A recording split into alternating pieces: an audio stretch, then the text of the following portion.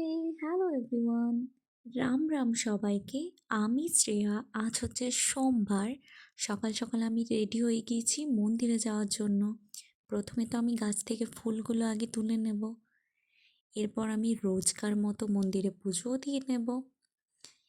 এই যে এটা হচ্ছে আমার বাড়ির পাশেই মন্দির, যেটা আমি কখনো ভিডিওতে দেখাইনি, বা মন্দিরে যাওয়া হলেও ফোন নিয়ে যাওয়া হয় না কোনোবার।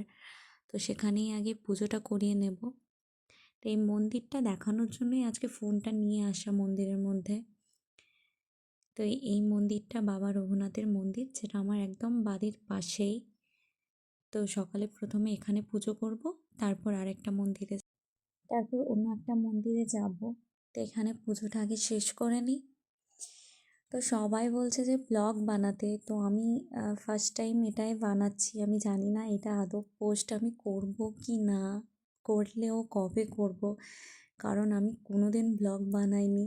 তো এখন দেখছি সবাই ব্লগ বানাচ্ছে, আমারও অনেক কমেন্ট আসছে, মেসেজ আসছে যে ব্লগ বানানোর জন্য। তো আমি জাস্ট একবার চেষ্টা করছি মাত্র।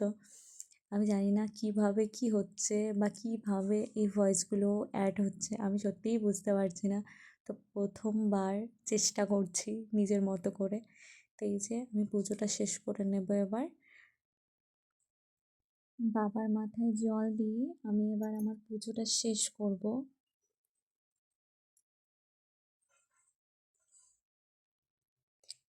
এরপর তো আমি বেরিয়ে পড়েছি দাদার সাথে আরেকটা মন্দিরে যাওয়ার উদ্দেশ্যে, যেখানে আমি প্রত্যেকবারই যাই। এরপর তো আমি চলে গেলাম মন্দিরে, আর দেখি বিশাল বড় একটা লাইন। আর সেই লাইন দেখে আমার মুখের অবস্থা ঠিক এরম। এরপর তো জল নিয়ে চলে এলাম, আর বাইরেটা ঘুরে ঘুরে দেখছিলাম একটু। প্রচণ্ড ভিড়। বাইরে যত টাইম এগোচ্ছে তত ভিড় বাড়ছে, তাই আমি ভাবছিলাম আমি কখন যাব ভেতরে।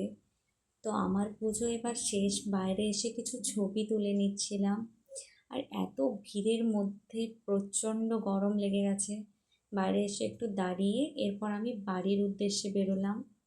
তো এই যে রাস্তাটা, এটা হচ্ছে আমার বাড়ি আসার আগে রাস্তা, ভীষণ সুন্দর। তো টাটা সবাইকে, আবার দেখা হবে।